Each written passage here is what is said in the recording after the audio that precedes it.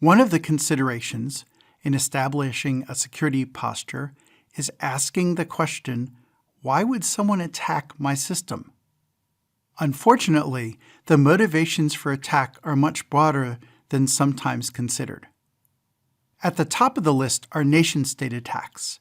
These are countries or other equivalently resourced groups which are attacking systems for agendas such as disrupting geopolitical areas, retaliation, espionage, preparing for future conflict, and theft of intellectual property.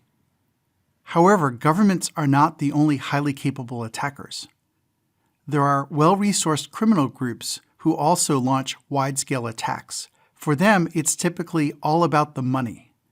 They launch ransomware attacks, denial of service attacks for extortion, and so on.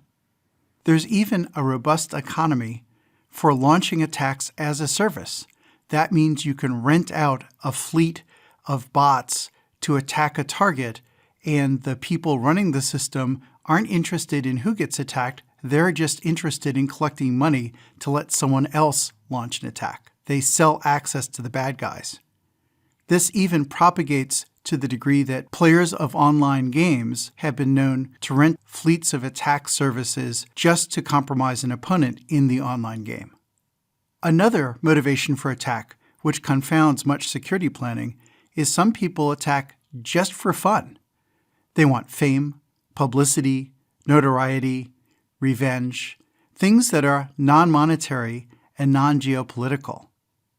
When considering the wide profile of motivations, it's difficult to justify not worrying about security using the excuse, well, why would anyone bother to attack us? The bad news is that sometimes the reason you get attacked is simply that your company or system is at the wrong place at the wrong time for someone who's bored and decides to pick on your system to attack simply because they can.